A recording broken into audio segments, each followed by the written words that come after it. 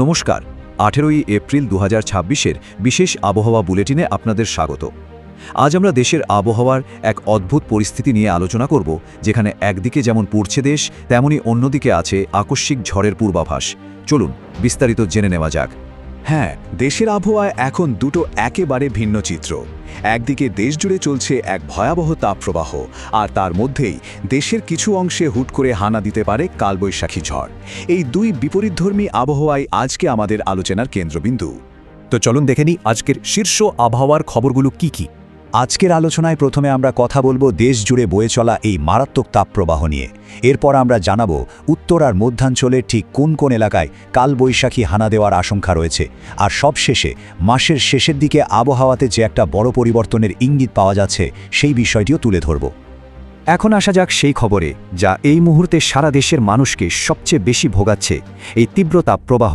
চলুন দেখি দেশের কোন অঞ্চলে পারদ ঠিক কতটা উপরে উঠেছে। রাজধানী ঢাকায় সর্বোচ্চ তাপমাত্রা আজ 40 ডিগ্রি সেলসিয়াস পর্যন্ত উঠতে পারে, কিন্তু খুলনা আর রাজশাহী বিভাগের অবস্থা আরও গুরুতর।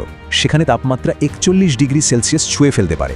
এমনকি পার্শ্ববর্তী পশ্চিমবঙ্গে তাপমাত্রা 42 ডিগ্রি পর্যন্ত পৌঁছানোর আশঙ্কা রয়েছে। তুলনায় বরিশাল ও চট্টগ্রামে তাপমাত্রা কিছুটা কম, 37 ডিগ্রি, আর সিলেট ও ময়মনসিংহে 35 থেকে 38 ডিগ্রির মধ্যে ঘোরাফেরা করতে পারে। আর দুঃখের বিষয় হলো, এই অসহনীয় গরম থেকে এখনই মুক্তি মিলছে না। আমাদের আবহাওয়া মডেলগুলো যা বলছে তাতে এই তাপপ্রবাহ আগামী 25 এপ্রিল পর্যন্ত, মানে আরও প্রায় এক সপ্তাহ ধরে দেশ জুড়ে সক্রিয় থাকতে পারে।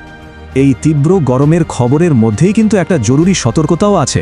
দেশের কিছু অংশে আজ বিকেল থেকে রাতের মধ্যে যে কোনো সময়ে হানা দিতে পারে কালবৈশাখী ঝড়।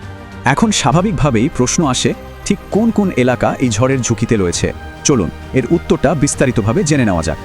দেখুন, ঝুঁকির মাত্রা অনুযায়ী যদি আমরা দেখি, তাহলে রংপুর, ময়মনসিংহ এবং সিলেট বিভাগ আজ সবচেয়ে বেশি সতর্কতার মধ্যে থাকছে।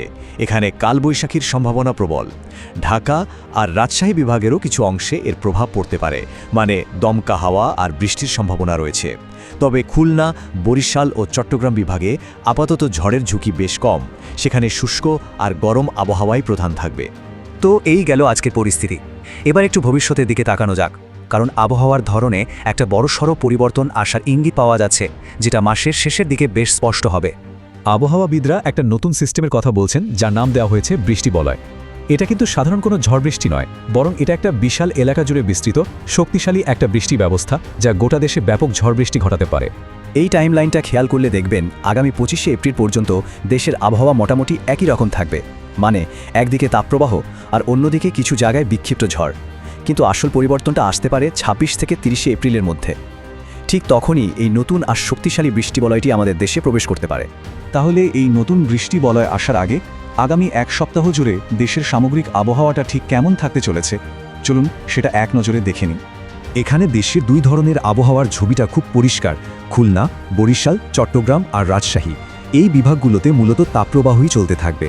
আর অন্যদিকে রংপুর, ময়মনসিংহ, সিলেট এবং ঢাকার কিছু অংশে দফায় দফায় বিক্ষিপ্তভাবে ঝড় বৃষ্টি হওয়ার সম্ভাবনা রয়ে যাচ্ছে। সবশেষে একটা বড় প্রশ্ন কিন্তু থেকেই যাচ্ছে, মাসের শেষে যে শক্তিশালী বৃষ্টি বলয়টি আসছে, সেটা কি এই তীব্র গরম থেকে আমাদের স্বস্তি দেবে, নাকি এটা নিজেই একটা নতুন দুর্যোগের কারণ হয়ে দাঁড়াবে? এর সঠিক উত্তর পেতে হলে আমাদের সবাইকে আবহাওয়ার পরবর্তী আপডেটের দিকে নজর রাখতে হবে। সর্বশেষ খবর জানতে আমাদের সাথেই থাকুন। ধন্যবাদ।